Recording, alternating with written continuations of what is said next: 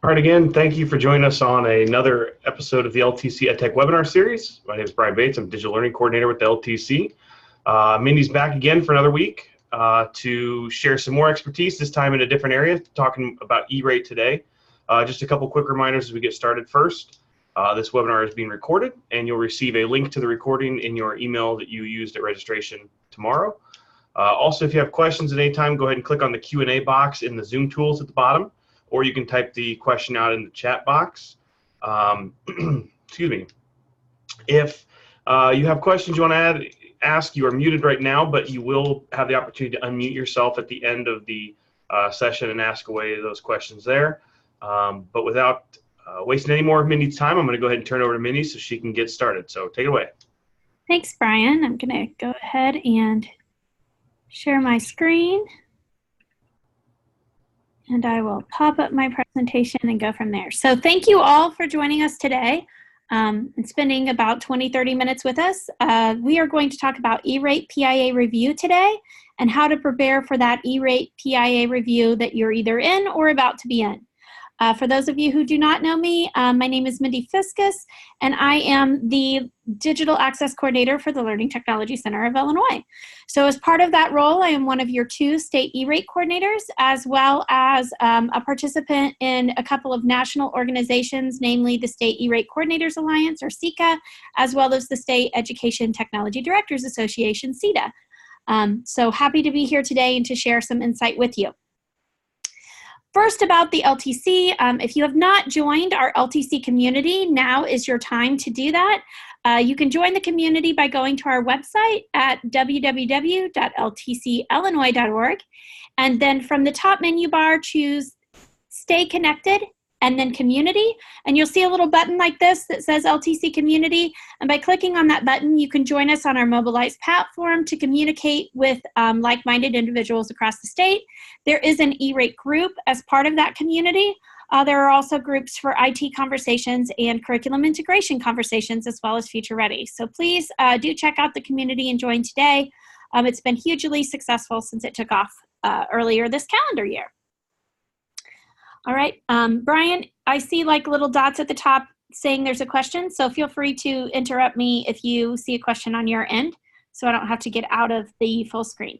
You're good. I just added the link to the LTC community. Oh, thank you. Okay, so again, this is a little bit more about the LTC. These are our staff members across the state. This is my favorite image to show that we really are geographically located statewide, all working together virtually from our main office in Champaign, ROE. And if you are interested in speaking with any of the individuals on this page, please feel free to contact us directly as well. There's more information about our team on our website, and at the end of this presentation, I will have a link to give you all of the slides of this presentation so that you can have all of this information at your fingertips. So first, we are talking about E-rate, and so we are in the middle of the E-rate process. For those of you who were present for some of our webinars or attended part of our tour this year, this is the form that we use to navigate through the E-rate system. I encourage individuals to physically write an X or put a date next to each thing as they complete it. We are currently right here and talking right here today about the Program Integrity Assurance Review, or the PIA review. The window for the 471 closed last month, and PIA review has already opened, and people are getting questions about their applications. So we've had some questions about what exactly to answer, how to answer certain questions, or can I just translate the USAC to English for you? So hopefully we'll do that a little bit here today. First, all of the questions and answers should take place within the landing page, which is at portal.usac.org. The system will generate an email to you if they have questions about your application, but you can go in and track your application at any time to see if it's been assigned to a reviewer or if there are open questions about your application. So first, the step is to go to portal.usac.org. And then from there, if you found already immediately there are some changes to your 471, you are able to fix some things, including your student counts if necessary, by accessing your form through the portal. So to modify that, from the main landing page, you're going to scroll all the way down to the bottom. Choose 471 and FY19 from the pull-down menus, which should populate all of the 471 forms that you filed this year in the little chart below. From there, you have to click on the application number, and it should bring you to a status page for that application. We're going to do multiple things from that place, but the first one here is to choose related actions from the submenu, and from that you choose RAL. RAL is the term that USAC uses to make a change to your application. You might get a pop-up window that asks, are you sure? Warns you that you're going in to change your form. Please say yes to those. And then you are going to choose application or bin. So if you choose application, it will allow you to actually go into the FRNs that you requested on your form, the funding requests, and make changes to either dollar amounts or add a narrative in for what that is, etc. If you choose bin, it will allow you to go in and change the information on your student counts. Now, it's my understanding that the records for student counts opened back up yesterday to allow you to go in and edit those fields that we could not edit during the 471 window. Editing those fields in the form will not edit it on your 471. I guess I should say editing it now on the platform is from here forward. If you need to make those changes to your 471, you'll have to go about it this way. So again, I'll have a link at the end of the presentation that will take you step by step through this. I believe I've already created a video of this process and put it on our YouTube channel for the LTC. I will verify that this evening, and if not, I will create one this week. So that's how to modify your 471. There are two different steps of review for PIA review. The first is the initial review, and this is mandatory. However, that does not always mean that they will have questions about your form. Every form is assigned to a reviewer. The reviewer reads over the form, hopefully looks at the attachments that you attached in your contracts, sees if there's any more detail or information that needs to be verified, and reaches out to the applicant to say, hey, I have these questions for you, if there are any. These reviews usually allow 15 days for response. You can absolutely ask for an extension, which I believe buys you another 6 or 7 days, but there is a deadline on those reviews. So if you have a reason that you cannot answer those questions, if you're out for a medical reason, spring break, or just happen to be out for the summer and realize a day before your deadline that something is due, please do reach out to your reviewer. They will give you more time. Those questions, I have plenty of examples coming forward in the presentation, but those questions are pretty straightforward. Sometimes they do speak in E-rate ease, and you need a little translation, but most of the time they're just trying to verify or have additional documentation to support your requests. There is a second layer of evaluation that is random, though some of you I know think you are being targeted, is random and is optional. So not every form will go through a final review or a quality assurance review, but sometimes those do take place. I've already seen a couple this year where school districts supplied the needed information, and then lo and behold, they thought they were out of the woods and wave ready, and the next thing they know, they had more questions to answer because it was in a final review. This is a checks and balances process. It is with another reviewer. We would like to think that all of the documentation from your initial review gets attached to your file and moves forward, but sometimes the same questions are asked and answered again. So please note that it does not happen to everyone, and you are not being picked on if that does happen to you. However, you can pout about it if you want. It's okay, I'll listen. So how do we find these questions and answer them? Most of the time, school districts click on an email. The email has a link to respond to inquiries, and it takes you right where you need to go in the portal if you're the one signed into the portal correctly. So when you forward me the link or the email, I am unable to go in and see what your question is because I am not logged in as you. So many, many times I respond back to that email and say, okay, this is what I need you to do, and provide the steps that are written here on the right. To go in and take a look at what your inquiries are, and then screenshot those inquiries and send them to me. So I have some examples that I have received this year. I did, in full disclosure, go out to a couple of our listservs and ask people to send me their examples. Thank you for all of those examples that people responded with. I did have multiple conversations with people and tried to pick an example of each one of the questions that I have seen. So please know, if you go into the portal, Can't find that email for some reason with the questions in it, and you just want to check, those first 3 steps there on the right are the same as the one before. So you're going to pull up your application number and click on it at the bottom of the page. And then in this instance, you're going to click Review Inquiries, then Respond to Inquiries in the box, and then click the name of the inquiry to see more about it. The hyperlinks to open things up are identifiable in the system by being a different color. So it is pretty clear to you if you've been in the EPIC system before.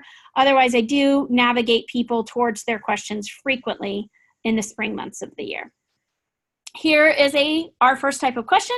So the first type of question is how to support your request, eligibility of products and services. And this one, it says clearly right here, please provide the vendor documentation which supports the funding request amount of, and lists a dollar amount. That dollar amount, of course, should be what you asked for in your FRN. I have done my very best to remove district names and identifying numbers here, except for the FRN numbers. So it would say, here's your dollar amount. Please show me why you need this. Again, you can see this person attached an AT&T bill to verify that that was the dollar amount that they are requesting. Sometimes that is the contract that you've already attached, and that's a bit annoying, but please smile and nod and reply with a copy of a bill, etc. Sometimes people answer this question and then they get a follow-up question after about the eligibility of services. This one says, please provide an explanation of the type of connection requested and how it relates to your network. I have seen this one a lot this year. This is a result of clicking 2 buttons. One of the buttons said, is this connection for a single school? Where individuals clicked no, because it was not for a single school connection. The next question down said, is this connection for a connection that is between 2 buildings? And again, if you owned that connection between the 2 buildings, you said no again. So if you had a fiber connection to a grade school and back behind it, you own the network that attaches it to your middle school or high school, you said no to both of those questions, and that triggered this response in PIA review. So what you need to do is just explain your connection type. Sometimes that is really helpful if there is a diagram. Sometimes it is just simply said, as we own the connection between the buildings.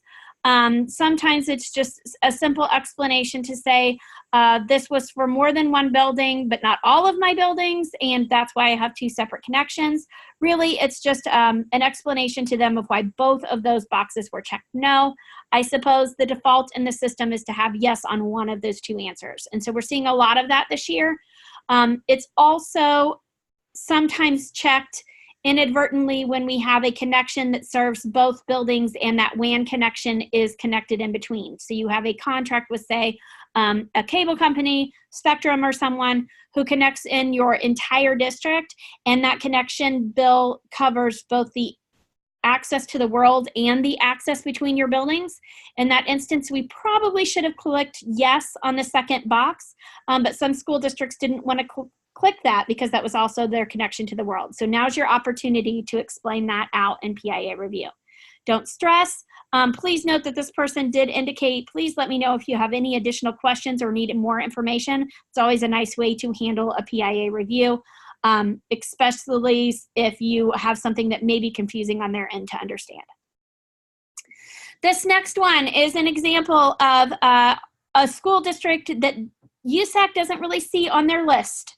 You've either applied for a building or your district is not on their list. Sometimes I get this from brand new school buildings, or also cooperatives, our special ed co-ops, our vocational co-ops, sometimes libraries or private schools. They really want to verify what kind of data are you using to validate your discount level. So they'll ask questions like, are you a member of the school lunch program? Maybe you are. Saying yes on that answers some of these other questions. You can see the proceed to question this down below. Others have said, no, I'm not a member of the school lunch program, but I use a survey tool, and maybe that's asked for below. Please note, these say, please proceed to question 1. However, it has been reported to me that some school districts are proceeding down to another question, and when they go to submit, these boxes turn red and they say, please drop something here. Please put an upload there. Please fill out this box here. Feel free to just attach a document that says NA, or the document that you've attached previously if you get those errors and are unable to submit. That is an error in the system, so if that happens to you, and you could reach out to me or our other state E-rate coordinator, Eric Grocke, his email is later, we would really appreciate it so that we can report those system errors back to USAC. Here's a further example of that one, discount validation 2, where it literally says the total number of students attending the school, how many are eligible for free and reduced lunch in the program, etc. So it does ask specific questions in here, even though your document states that clearly. You're probably attaching an SLP form and or a validation from the State Board of Education. You still do have to fill out the details in this box. So please note that you need to fill out all the boxes as well as attach the documentation. Going here to the next one. So another question that we have, we've got really excited to have around 30 school districts this year applying for our fiber special construction, also taking advantage of our state match application. And so those school districts are going to go to a special team for PIA review and have special questions to answer. Yay, congrats you. One of the things that they're going to be asking in special construction is to provide details of the route. So maybe that's a map of the route. They just want to assure that you are that your vendor has chosen the most cost-effective route to connect your buildings. Explain what services that you need. Maybe explain why your special construction of fiber is more cost-effective than paying for a lit fiber service over time. Hopefully you did all of that in your review and choosing the special construction. In addition to that, they may reach out and say, I would like to see your bid evaluation matrix. And they could do that for any of the requests that you've made. I think it's more likely in a special construction situation than it would be in the others. Those who are applying for self-provisioned fiber may get even more specific questions. How many lines of fiber are you laying? What is the total feet of that? That was asked in the 471, but they may ask for backup documentation from you to validate those numbers that you gave them. Please, please, when applying for special construction, go back to your provider if you do not know the answers. Be in communication with them. This is a team effort. Even though the questions are coming to you, they really should be answered by your whole team. And don't hesitate to give them the diagrams that are necessary in order to check off all those boxes so that you can get that awardance of funding.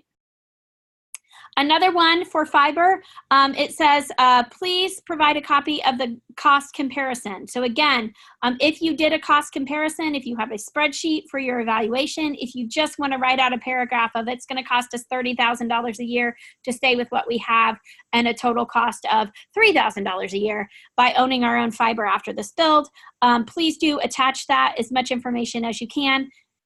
Note here that this one says, okay, this is going to be $64,000 over 20 years for this build. And so you can say, as you're providing the information here, just explain to them why you made the decision that you made. Third-party verification is the other. So the two that I've heard the most from are, hey, I need to validate my student counts. I need to show that I am eligible for the program, or I need to have third-party verification from the State Board of Education to show that I am eligible for the program and they have shown it. So this is something that you'll see. Note here in this response, it says, please provide that third-party documentation. That documentation is actually going to come from the State Board of Education, and I have that email on the next slide. So for some other questions, third-party verification, you're going to reach out to our other state E-rate coordinator, who I believe is here in the conference with us, Eric Grocke.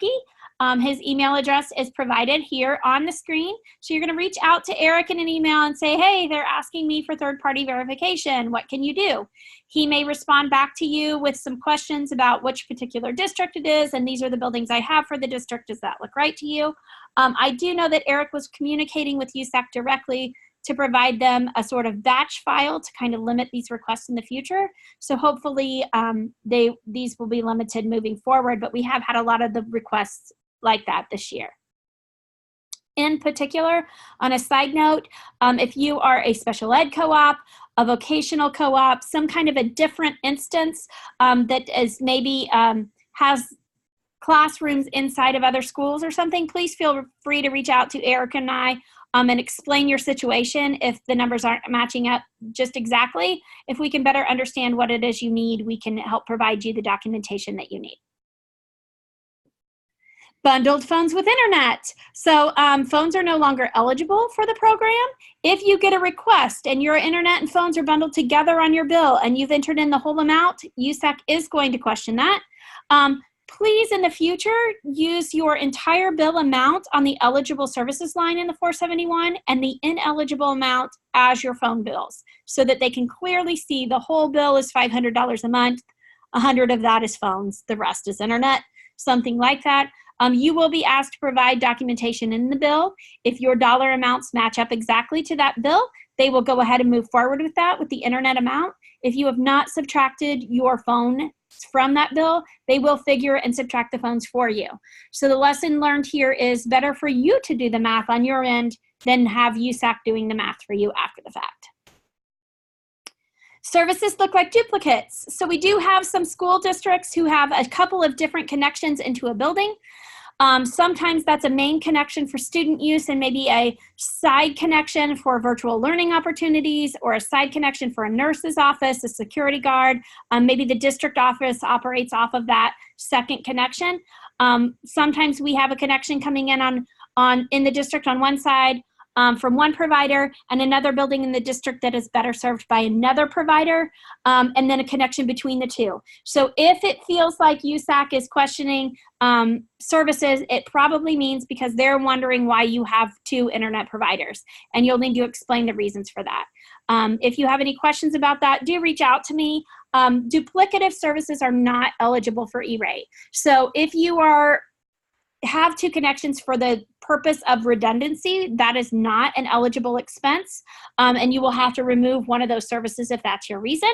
But there are several reasons that do make double connections in that might look like a question, but they're actually eligible services. So do reach out to us if you have a question about that. Again, explain your situation clearly. Feel free to use images or contract copies to show the different speed levels, usage charts, and things like that. Maybe you have one connection and then another connection for the fact that you have future growth that you're expecting and you couldn't get more than that speed on that original connection. That's okay as well. Ineligible components. So call your provider and or accept it. So that's a tough pill to swallow, I guess. But if they're calling out something on your application and saying it is ineligible, if you have documentation to prove that it is eligible, you can argue with them a bit, or you can just accept that they pulled out those taxes or those fees and said they were ineligible and move forward. One of the things that we saw a lot last year, but I haven't had anyone complain this year, is ineligible components as they pertain to firewalls. So the firewall itself is eligible for E-rate, but the filtering component is not. So if you pay an annual fee or the whole cost of the firewall also does your filtering, you need to break out that filtering cost. Again, just like the bundled service above, it's best to break that out on your own before you get that in USAC and note it in the 471 as an ineligible service. You do have to have documentation to show what percentage you are breaking out and why. So go back to your provider, get the documentation that you need to show that that is eligible. There are some school districts that pay for a firewall that can do filtering, but they're using another source for filtering. That entire firewall would be eligible if you can document that other source. I've heard years past that people were asked for actual filter logs from the other source to show that they're using it. That seems like that was a audit request, I think. I think that's above and beyond what you'll be asked for here, but do know that if they say that something is ineligible, chances are it probably is, unless you can back yourself up. So this was a quote that we got from the Tech Geeks list when I did a reach out to say, hey, would you like to tell me about your PIA review process or give me some screenshots that I could show today? I thought it was a great quote. It is scary, but it's a necessary part of the program. And if you are organized and if you have everything in your box ready to give to them, you really don't have anything to worry about. If a PIA reviewer modifies your request, it's usually for a small amount and usually due to an oversight. So please know this is a somewhat complicated program. I like to tell people it's not rocket science, but the rules do change gradually from year to year. And so sometimes that's what they're finding is something that changed that you were unaware of. Do feel free, if you're frustrated, to reach out to the state E-rate coordinators, and we will talk it through with you. If we feel like that something was chosen in error, there are some steps you can go through to correct problems that were made on the USAC end. We can file an appeal and we can file a request for why they're asking for certain things if you would like. So I didn't throw out the member's name directly, but thank you to Tech Geeks for providing some very valuable conversation about PIA review, including images of babies crying.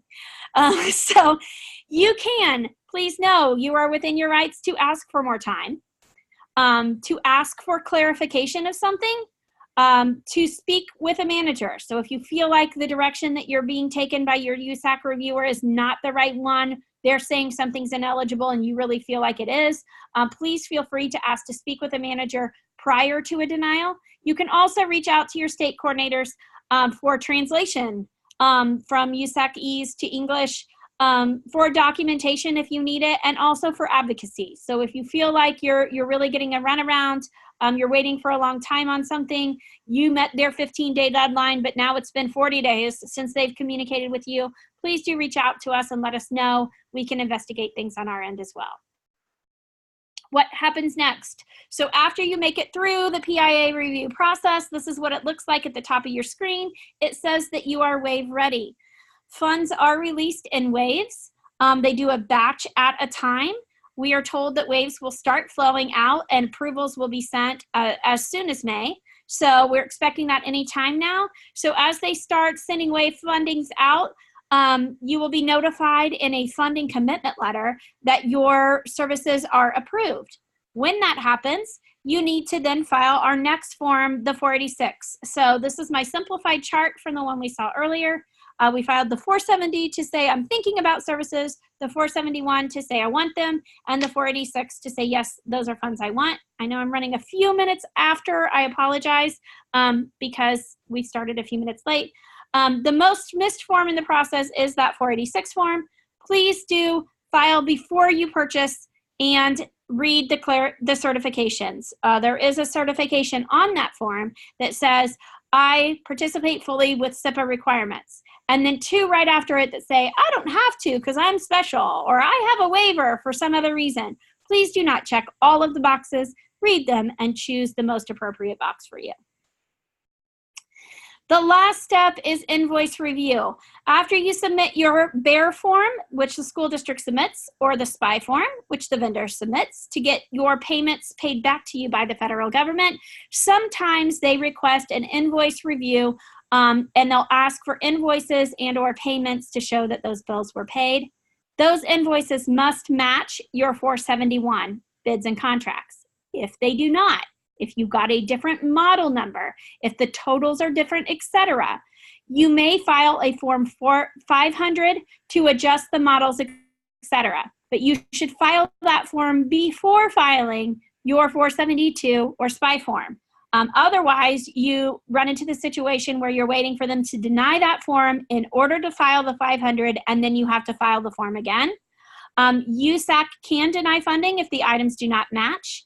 If you decide to purchase a more expensive model and you file the Form 500 form, you do not get more money. You are stuck with the money that you applied for on the 471. So you do have that choice to change models, but you do have to reflect it in the 500 form, and you cannot get more money for that. The difference in cost is on you. If you are denied a funding request, or an FRN, you can appeal USAC, and if they deny you again, you can appeal the FCC. So there is a process for that. Reach out to us if you are in need of assistance for that. I know several school districts do have E-rate consultants that can handle that process for them as well. So please know that we are here to help. Again, 120 days after the service year has ended is when your your bearer form should be filed. So if you are getting Category 2 services and those are items, it is 120 days after you have purchased those items or the end of the year. Most of the time on the bearer form or on the 486, we give ourselves the whole year to make those purchases. This usually ends up being in October the following year after the year has ended. So right now you're answering questions. Once we get into the July and August timeframe, you may be answering questions, filing a 486 for that school year, and filing a bearer form to collect your money from the previous school year. So 3 forms in early fall to be thinking about. Again, USAC is doing a webinar tomorrow on PIA review. I think that most of the things I covered today will be covered there. I've heard that they will do demos within the system and kind of show you where to click around. So it's definitely something to check out if you are interested. It is tomorrow at 2 o'clock Central Time. This is linked here when you get the link to the PowerPoint. This is linked here and will take you directly to the registration page, but you can also find that from the USAC page at usac.org. And please look forward to seeing E-Rate clearly in 2020. We will have another fall tour for our 470 offerings. Those are planned for October to December. That timeline worked out really well for us this year. And a winter 471 tour for January to February, and maybe into March with weather delays like we had this year. So again, those tours are planned for next year. I know that Brian's loving my cheesy theme of seeing E-Rate 2020. If you have any questions and answers, I know that we are out of time. Please feel free to send those my way. This is my email address. It's just mfiscus@ltcillinois.org, but I am willing to hang out here on the line and answer any questions in person if you need to. Also, this is the bit.ly to this presentation. It should be shared public so that you can view it and have it and click on all the links and save it for all of your E-Rate memories. It's bit.ly/E-Rate PIA, no dashes. All right, thanks, Mindy. I have given everyone the ability to unmute themselves and ask questions. So you can either type in the chat box, the Q&A box, or feel free to click on the microphone, unmute yourself, and ask away.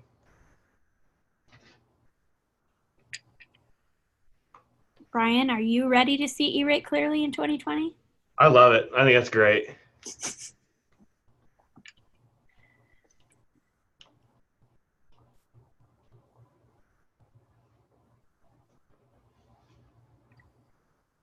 Now all I need is t-shirts.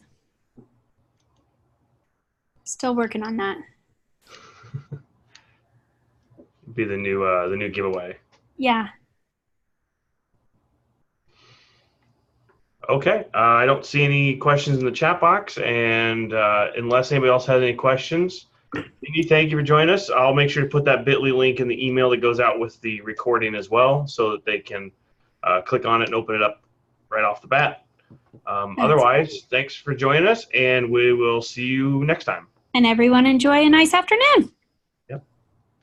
All right, bye. Bye.